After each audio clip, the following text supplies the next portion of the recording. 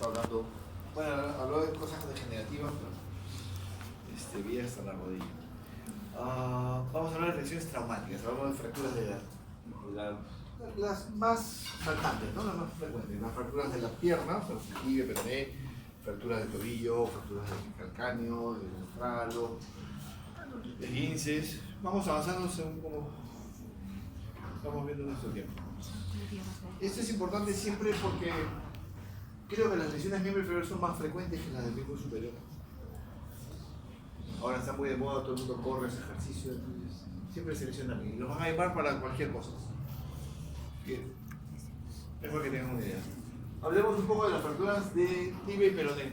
Como en la clase anterior ya habíamos hablado un poco de la parte de fracturas, seguramente hay algunas diapositivas que se van a repetir. Así que la vamos a pasar más rápido. Las fracturas de la pierna, de la tibia y peroné, son especiales porque, como ustedes verán, la pierna, lo que es de la pierna, la parte interna, pues está prácticamente pegada a la piel.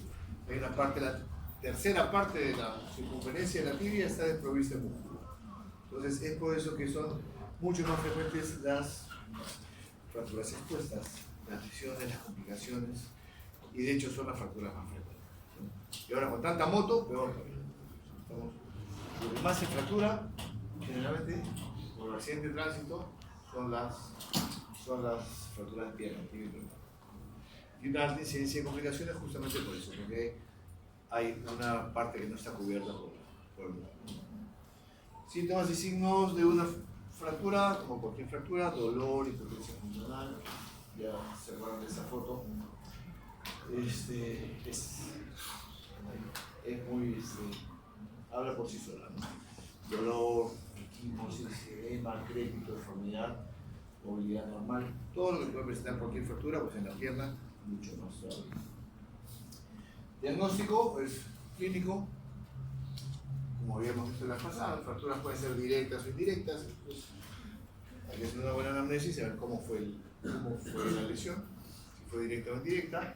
Nuestro diagnóstico por imágenes, por radiografías y tomografías cuando están asociadas a fracturas articulares, ¿no? Tanto proximales como distales. Mecanismo de acción, directo o indirecto.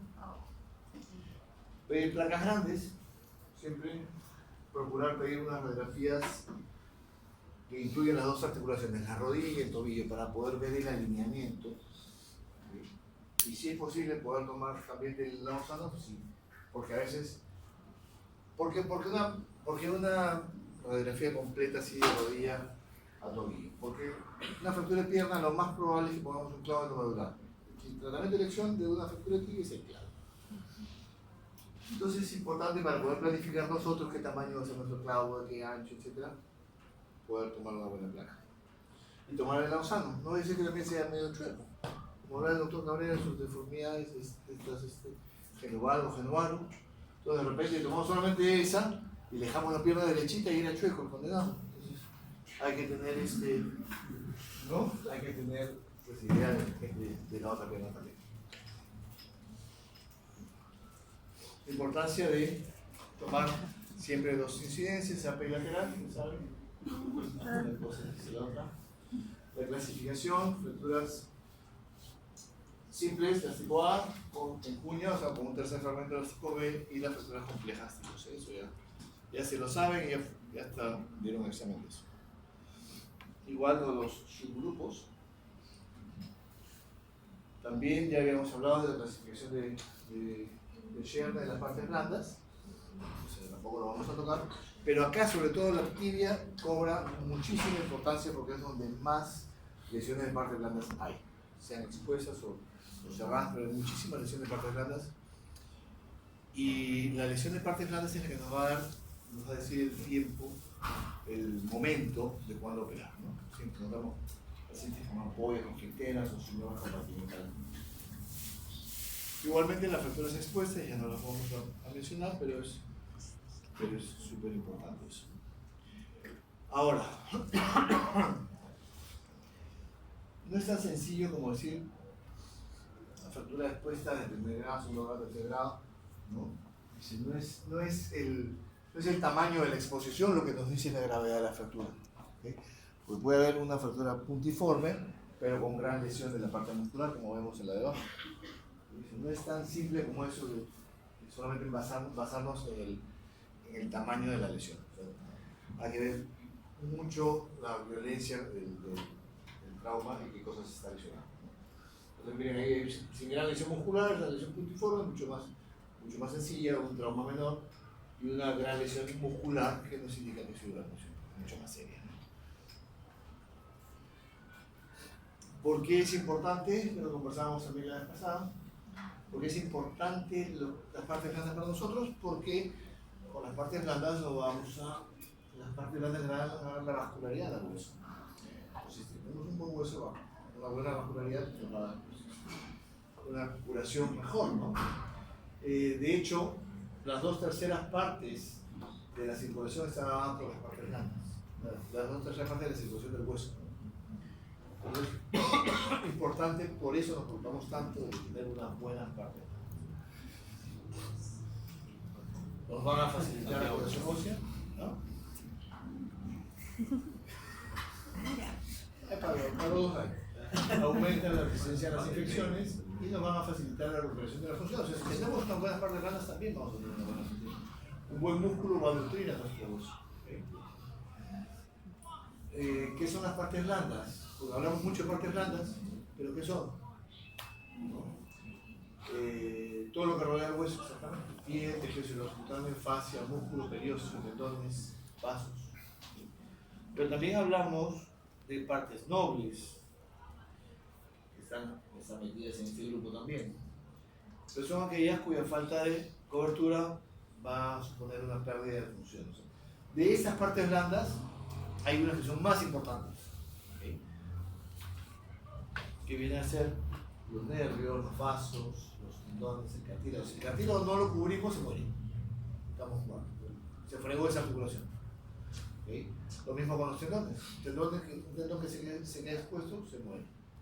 Por eso es importante para nosotros poder cubrir esas cosas, esas estructuras.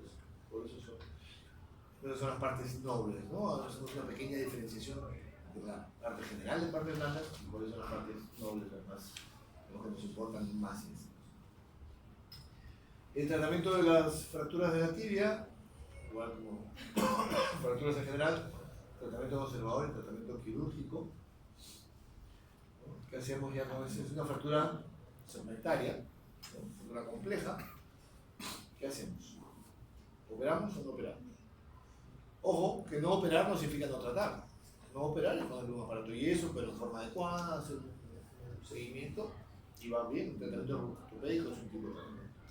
Así que nos gusta operar y la mayoría de las fracturas van bien con el tratamiento quirúrgico. Pero cuando uno decide no operar, también está bien.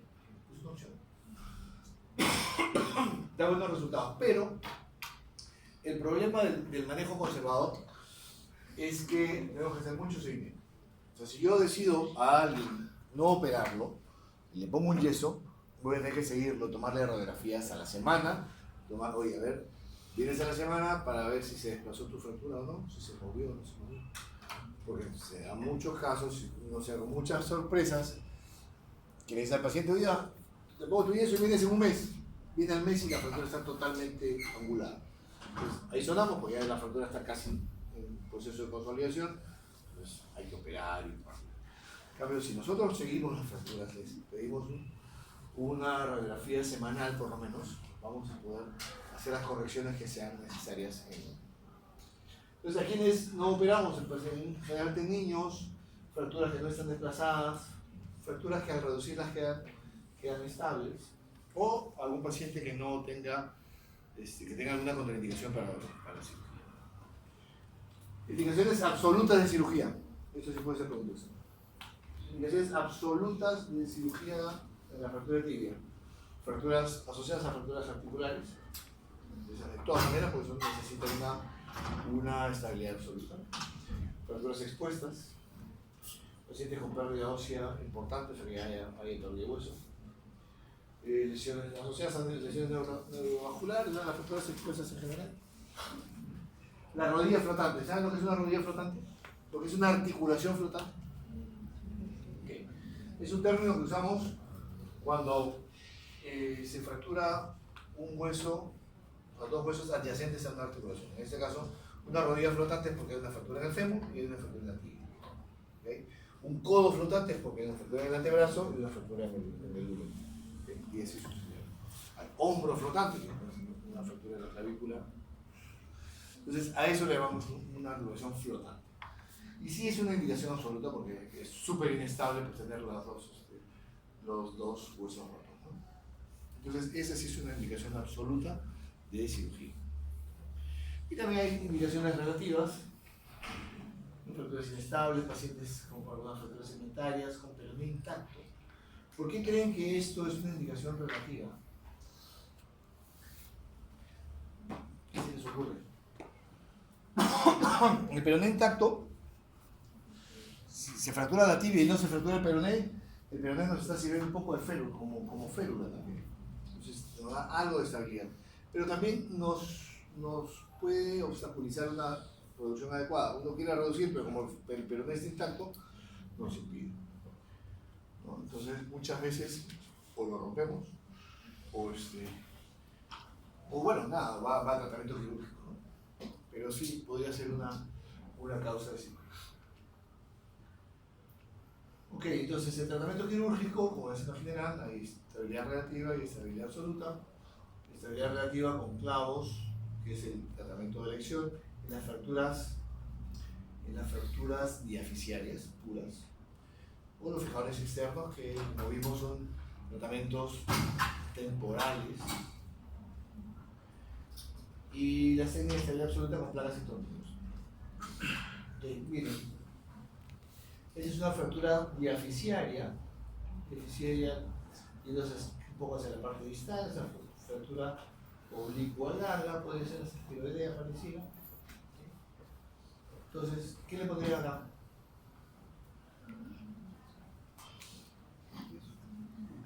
¿Un yeso? Sí, es un yeso. ¿Ah? Sí, le puedes poner un yeso, pero lo sigues, pues, ¿no? A la semana le dices, señor, venga, le tomamos su carita. Nadie lo opera, entonces le ponen yeso nomás. Es particular, ¿eh? No, nada, ahí lo metemos a sala. Y entonces el tratamiento de elección de una fractura diaficiaria es una medular. Pero no solamente los clavos medulares son los válidos.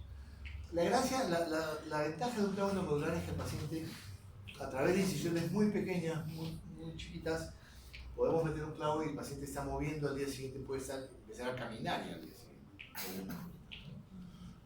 El paciente, bueno, acá no se aprecia en la radiografía, en la foto por la luz, pero el paciente está con puntos acá, está recibiendo su primer o segundo día postoperatorio y está moviendo. Otra alternativa de cirugía es la fijación externa, como decíamos, sobre todo para fracturas expuestas, con las complicaciones que ya habíamos conversado la vez pasada. Placas y tornillos sin estabilidad absoluta también es una alternativa, pero esto de acá, ya no deberíamos hacerlo más, salvo pues que sea una fractura muy expuesta que haya que analizar, pero esto de abrir, de periostizar un hueso, exponer la fractura, no lo hacemos, tratamos al menos de no hacerlo. Podemos ahora lograr colocar placas a través de técnicas mínimamente invasivas también. Lo vamos a ver acá, miren. Miren esta fractura que tranquilamente puede ser una fractura para un clavo también, una fractura eficiente, pero ojo que miren, tiene acá también una extensión hacia abajo, una fractura segmentaria. Como todas las fracturas, lo que debemos hacer es una adecuada planificación. Planificamos qué vamos a hacer. Si no lo podemos operar en el papel, menos vamos a poder operarlo en la sala de operaciones. Entonces, lo planificamos ahí. Y miren, le colocamos una placa.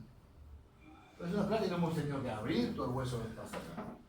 Es a través de un corte acá arriba, un corte acá abajo, se desliza la placa y bajo visión fluoroscópica, bajo técnicas indirectas, puenteamos la fractura, ponemos tornillos de arriba y abajo y eso. es una gran alternativa cuando no tenemos clavos y sobre todo cuando hay fracturas que son con extensión metafisiaria. Ahora, ¿podemos poner clavo acá también? Sí, por supuesto que sí. Esto, miren, igualito, ¿no? Fracturas segmentarias o fracturas diafisiarias manejadas con placas intrínsecas mínimamente invasivas que nos da estabilidad relativa. Bueno, esa era la tibia. El peroné. El peroné, por suerte, es un hueso accesorio. La mayor carga del cuerpo la absorbe la tibia, no el peroné. Entonces, en una fractura de tibia y peroné basta con arreglar la tibia para poder arreglar la fractura. Las fracturas de peroné aisladas son mucho más raras, generalmente son traumas directos, lesiones deportivas, golpes, que son benignas, no requieren tratamiento quirúrgico, se les puede inmovilizar por dolor, básicamente. El manejo de eso es manejo analgésico. Entonces no requiere muchas veces yeso. Se le puede poner un yeso solamente para manejo de dolor. Estas son las fracturas de pilón tibial. ¿Han visto alguna pilón tibial? ¿El collique? ¿Han visto mi collique? ¿Está el collique? ¿Nadie ha venido el collique? ¿Sí? ¿Han visto pilones tibiales? No. Claro, ahí debe haber un montón. Mucho rato, Bueno, son las fracturas del extremo distal de la tibia, asociadas a una fractura articular. Son fracturas muy complejas. Junto con las del platillo tibial, pueden ser las más serias. Son fracturas que comprometen la articulación y el paciente puede quedarse cojo con esto. Puede quedarse cojo, puede quedarse, terminar en una necrosis, terminar como son las desprovistas de piel, también con fracturas expuestas a osteoperitis. Es una de las fracturas que más se puede complicar. No es una cirugía para cualquiera, es una cirugía que requiere cierta experiencia. Diagnóstico clínico, para que ver cómo fue el accidente, cómo fue la energía de la lesión y el mecanismo. Y el examen radiográfico, básicamente tomográfico. Acá la tomografía es lo que más nos ayuda. Claro que la radiografía tiene su rol, pero la tomografía es importantísima porque, como verán aquí, qué pena que no puede ver también ahí, pero en este corte nosotros vamos a poder ver, en la radiografía vemos la parte frontal y lateral, y acá vamos a poder ver cómo está lesionada la articulación. Entonces, según ese corte, vamos a poder ver cómo vamos a abordar esa fractura, cómo la vamos a manejar. Si la voy a abordar por acá, para ver por dónde va a ir mi placa. Si le voy a poner tornillos de aquí para acá, o a través.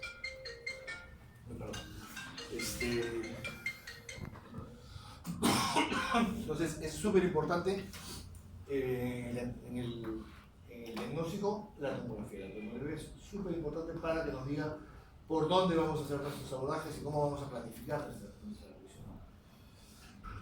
Diferentes imágenes de fractura de pilotía. Miren esa tomografía en 3D, es espectacular porque podemos ver toda la estructura de la articulación, cómo está desplazado, qué fragmentos vamos a tener que bajar, dónde vamos a tener que poner injerto. ¿Sí? Esas son las fracturas del pilón tibial, las del extremo distal, articulares o extraarticulares. El manejo de las partes blandas, de la fractura, se dice que esta fractura del pilón tibial es una lesión de partes blandas asociada a una fractura. Así de crudo, ¿no? Entonces, más importancia le damos al manejo de las partes blandas que al hueso. Finalmente el hueso lo abrimos, le hacemos lo que tenemos que hacer. Pero si no tenemos unas buenas partes blandas, el pronóstico es muy malo. Entonces, importantísimo para que vean cómo han cambiado un poco los conceptos de manejo de fracturas. Yo me dedico a eso, a manejar fracturas más que las otras partes ortopédicas, como habrá, hay diferentes especialistas. Entonces nosotros le damos mucho énfasis al manejo actual. O sea, el manejo actual de esto es darle énfasis a la parte blanda, al cuidado de las partes blandas más que al hueso en sí. Así que debemos hacer de todo para cuidar nuestras partes blandas y evitar las infecciones. Cuando enfrentemos una fractura de ese tipo, tenemos que ver qué problemas tiene el paciente, problemas del propio paciente, problemas biológicos, mecánicos, etc. Y ver qué tipo de implante nos va a dar la solución para eso. Entonces hay que abordarla de diferentes formas. Si nos va bien, nos vamos para el cielo, y si nos va mal, nos vamos al infierno. Así de simple. Si tenemos unas partes blandas mostras, va bien. Pero si nosotros intentamos operar antes de tiempo, paciente con el tobillo hinchado, con ampollas, y nos desesperamos por operar, nos puede complicar y eso sí se va a liar. Hay que tener experiencia para esperar el tiempo ideal y el cirujano ideal también para poder operar eso. Son fracturas, por eso disculpen que les da mucho énfasis, pero son fracturas muy complicadas que se debe saber que son las que se complican mucho más. ¿Qué opciones de tratamiento hay? Al ser una fractura muy compleja hay diferentes opciones de tratamiento. Desde una inmovilización con yeso, que es rarísimo, la fijación externa es muchas veces fundamental en el inicio del manejo de las fracturas, fijaciones fijables articulados, osteosíntesis mínima más fijación externa. ¿Qué significa una osteosíntesis mínima? Es colocarle lo menos posible, mejorar la articulación y poner el fijador para esperar a que manejen hasta que mejoren la parte grande. Todas esas opciones de tratamiento, incluida la cirugía mínimamente invasiva y el enclavado glandular, también pueden ser. MIPO significa Minimal Invasive Plating Osteosíntesis. Es osteosíntesis mínimamente invasiva con placas. El objetivo del manejo de esta fractura es que consolide obviamente la fractura y la recuperación funcional de la articulación. Eso es lo que más nos importa siempre en una fractura articular, que la articulación sea totalmente eso son lo que buscamos nosotros en el manejo de estas fracturas. Restituir la longitud del peroné, manejo de fractura pilón tibial, restitución del peroné, reconstrucción de la articulación, injerto y estabilización del componente medial de la fractura. ¿Qué significa toda esta vaina? Cuando se nos fractura esa tibia y peroné, se nos pierde todas las relaciones. Entonces, lo primero que tenemos que hacer es por lo menos alinear y recuperar la longitud operando el peroné. Entonces, ahí logramos tener ya una longitud más o menos adecuada. De ahí nos vamos a operar la articulación, dejar perfecta la articulación, y como vamos a tener un hueco, cuando uno se fractura es un efecto como de Juncker, que el astrágalo va a empujar el platillo tibial, el plafón tibial, y lo va a llevar hacia arriba. Al nosotros bajar esa articulación, acá en la metáfisis va a quedar un hueco. Entonces ese hueco luego lo vamos a tener que llenar con injerto. Entonces, reconstruimos la articulación y luego bajamos todo y nos va a quedar un hueco. Y ese hueco lo rellenamos de injerto. Y después del injerto le ponemos todas sus placas, lo que necesite para hacer su obsesíntese. ¿Cuál es el momento ideal? Tenemos que ver que no haya edema, fintenas, ablaciones, etc. El signo de la arruga. ¿Alguien se ha comentado el signo de la arruga? ¿Saben lo que es el signo de la arruga? Cuando te den plata. ¿No? El signo de la arruga es cuando la piel está muy tensa. Ante un trauma, la piel está muy hinchada. Entonces debemos esperar a que las partes blandas mejoren. Aparte de las Entonces, cuando ya la piel bajó, después de una semana, nosotros pellizcamos la piel, entonces vamos a poder hacer un pellizco y poder formar una arruga. Antes no, antes la piel va a estar muy tensa. Entonces, el momento para decir la cirugía va a ser ese, cuando haya un signo de la arruga. ¿Sí?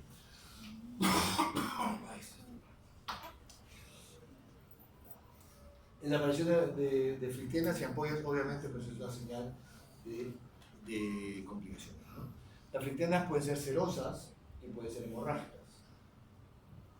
Las rojas obviamente son hemorrágicas. Y cuando veamos rojo, pues rojo es pare y hay que parar y no operar. La cirugía de la fractura epicondiliar es una cirugía en 2 tiempos. Primero hacemos una limpieza quirúrgica, hacemos una fijación externa y luego ya en un segundo tiempo, después de una semana, 10 días, lo que nos tome en la piel, haremos nuestra reconstrucción definitiva, ¿no? Lo que les decía, restituir primero la longitud, ganamos longitud y ya luego vamos a la tibia, ¿no? Fijaciones externas siempre para poder estirar las partes blandas. Miren las ampollas con mensaje. Qué pena que se vea tan mal. No hemos oído mucho lo de nada. Ahí lo que yo quería que vieran era que acá hay un hueco y acá estábamos metiendo el injerto. Entonces, hay bloques de injerto que estábamos metiéndolo en el defecto metafísico. Entonces rellenamos y luego podemos colocar nuestras placas. Esto obviamente es una complicación. Hay complicaciones cutáneas, complicaciones infecciosas, pseudoartrosis es una lesión que va muchísimo a la pseudoartrosis y a las conservaciones viciosas y posteriormente a la larga artrosis tibioestragalinas que terminan en una artrodesis. La artrodesis es fijar una articulación fijarla para quitar el dolor, ¿okay? Pero dejamos sin movimiento y esa articulación. O lo otro es una prótesis, pero si las partes blandas están muy malas, la prótesis no. Otras lesiones frecuentes en el miembro inferior son los esguinces, y ustedes, más de uno, si es que no todos los han sufrido, ¿no? Son lesiones, los esguinces son lesiones ligamentarias, creo que han hecho seminarios de eso también, lo van a hacer, ¿no? Son lesiones ligamentarias, generalmente el esguince tobillo por causas deportivas, por causas, no sé, en mujeres el uso de tacos, muchas veces se doblan el pie y se tuercen el tobillo, pisas un hueco y te tuerces el tobillo, ese es el mecanismo de lesión. Una reversión o una inversión forzada del tobillo, lo que hace que acá este ligamento se rompa. Puede ser desde un esguince de primer grado, que es un desgarro o una distensión ligamentaria, va pasando por una ruptura parcial y va hasta una ruptura total del ligamento.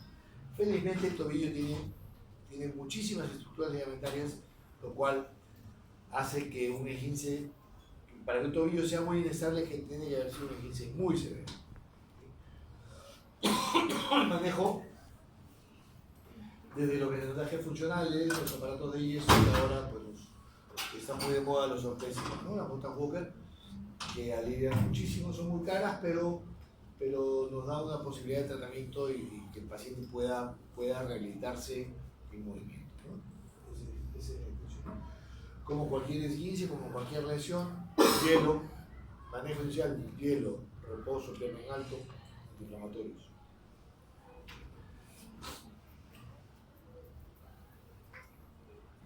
Normalmente es un traumatismo en la abducción. El paciente llega a la emergencia con una sensación de que se ha roto algo. El paciente cree que se ha fracturado porque a muchos de ellos les suena. Les sonó horrible. Cree que se ha fracturado, le tomamos una placa y no hay una fractura. El dolor sí es fuerte, es agudo. Hay una impotencia funcional, pero que es temporal. Temporal, al principio no puede caminar y luego ya empieza a caminar. Ahí lo diferenciamos de una fractura. Si hay una fractura, la posibilidad de que camine es mucho menor. Y una estupefacción importante. Ahora, un esguince es muchas veces como la primera parte del mecanismo de lesión de una fractura. Porque si esta articulación, miren cómo se van en esta inversión. Acá se ha roto aquí, pero muchas veces se rompe acá. O esta esquina, al hacer este movimiento con mayor violencia, fractura este giro, fractura acá. Entonces, este astralo fractura el lateral. Y regresa y fractura el otro lado. Porque uno se hace con inversión y reversión. Entonces, muchas veces el esguince es el mecanismo inicial de una fractura. Ok, fracturas de tobillo. Yo no sé, en el hospital, por ejemplo, la casuística de incidencia mayor de fracturas está por fractura de cadera. Nosotros vemos mucha fractura de cadera, fractura de tobillo y fractura de muñeca. No sé en otros hospitales cómo les llega. ¿Tú dónde estás? En el Carrión. ¿Qué ve más? Caderas y miembros superiores. Si nosotros vemos mucha cadera, tobillo y muñeca es lo que más manejamos. Ya después fractura de hombro también, de húmero, ¿no? Pero esa es una casuística importante. Y yo trabajo en un hospital militar, entonces las lesiones deportivas y las lesiones por entrenamiento también son importantes. Bueno, un poco revisando toda la parte que habíamos hablado del esguince, pues ven toda la parte ligamentaria que tiene el tobillo, ¿no? Esa es la parte anterior, o la parte lateral, perdón, esa es la parte medial, todo el complejo deltoideo. Entonces, es una articulación que tiene muchísimas estructuras ligamentarias que nos van a dar mucha estabilidad. Entonces, las lesiones y las fracturas están asociadas muchas veces también las fracturas están asociadas muchas veces a lesiones ligamentarias, arrancamiento de hueso porque el ligamento también. Tenemos pues la sintesmosis anterior, que es el ligamento tibio-peroneo anterior. Sintesmosis posterior, lo mismo, el tibio-peroneo posterior, que es el atrás. El ligamento deltoideo, que va por este lado. Los ligamentos laterales, que son los de acá. Y la membrana interior, que es todo esto. Entonces, las fracturas de tobillo son fracturas articulares y como fractura articular debe ser manejada generalmente quirúrgicamente, dándoles una estabilidad absoluta, para devolver al paciente a la movilidad lo más rápido posible.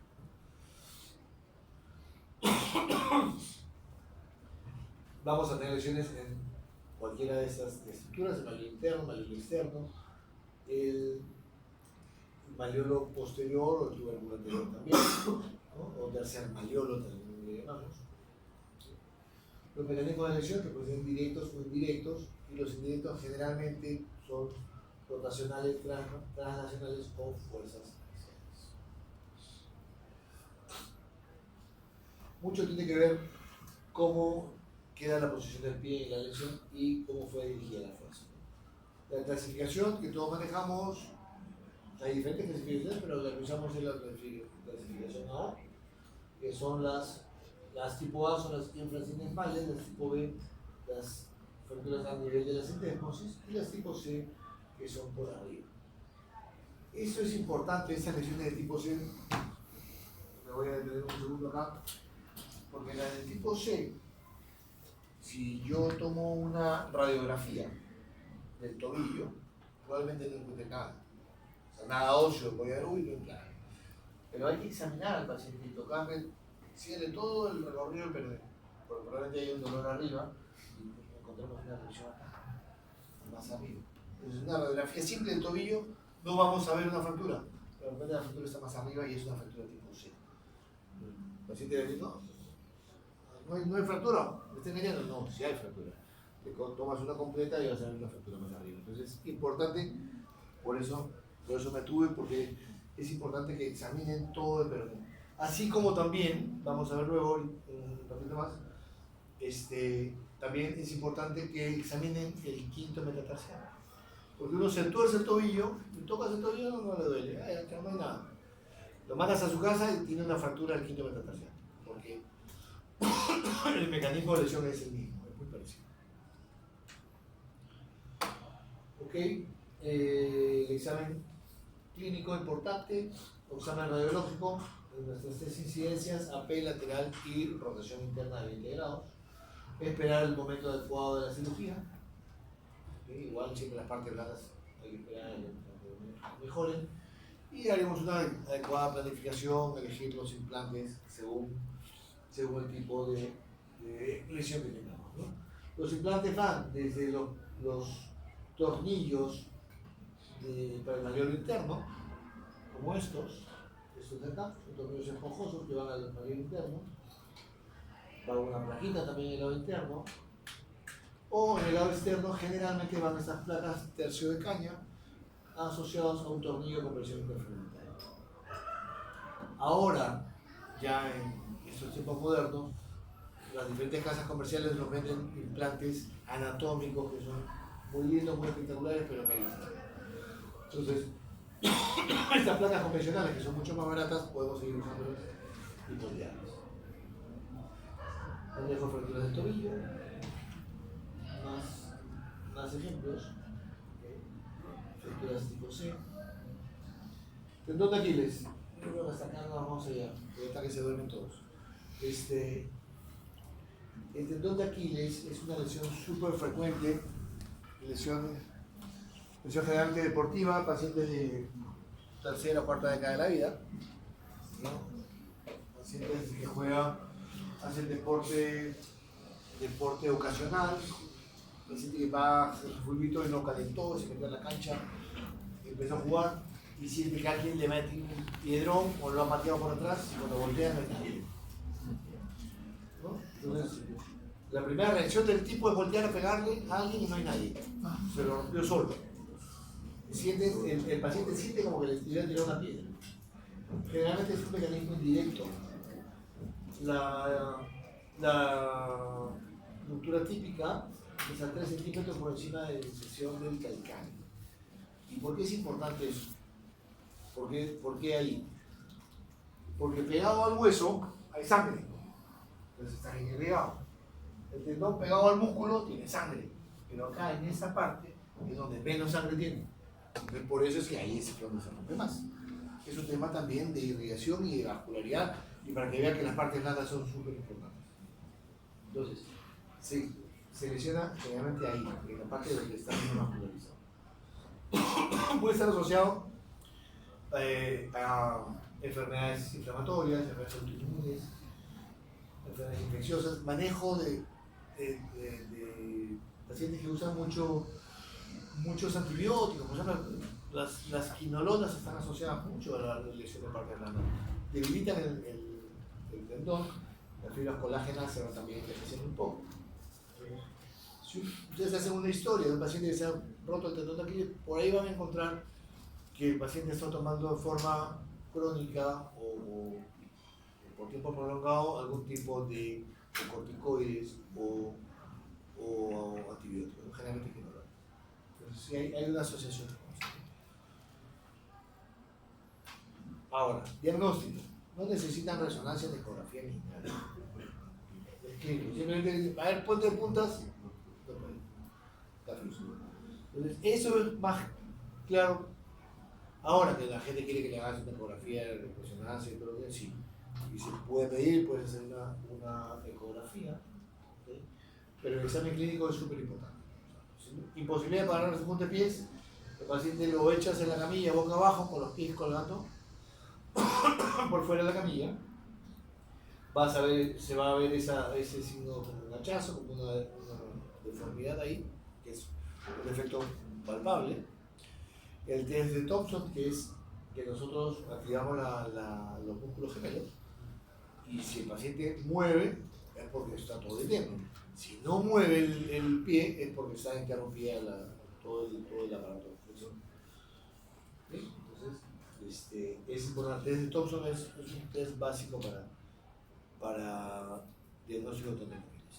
El de O'Brien, y lo vean porque es muy útil, es colocar una aguja acá, pero para eso el paciente tiene que estar anestesiado y sin dolor.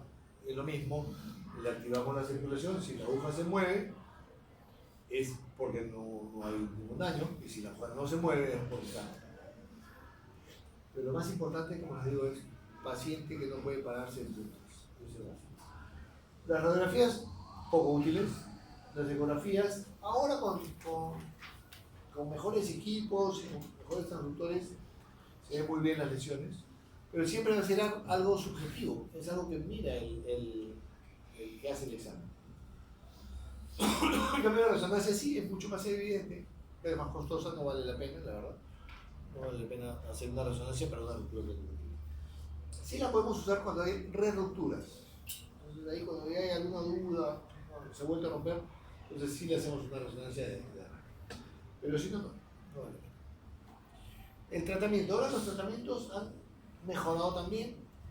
A mí me gusta abrir mi tendón, mirarlo, repararlo y quedarme seguro.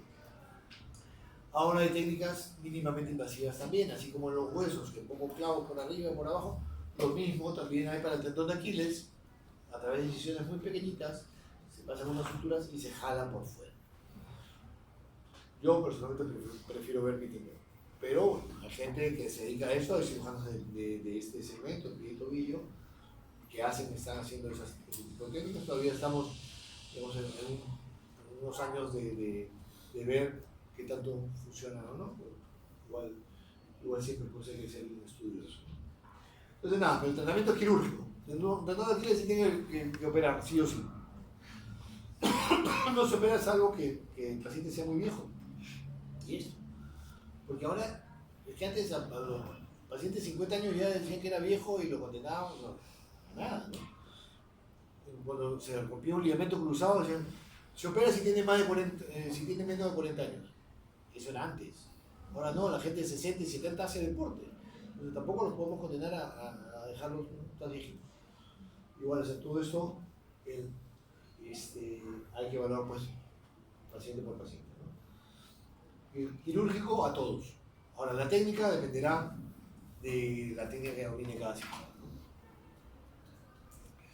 Normalmente después de operado al paciente se le coloca una bota de yeso por unas 4 semanas a esperar a que empiece el proceso de cicatrización.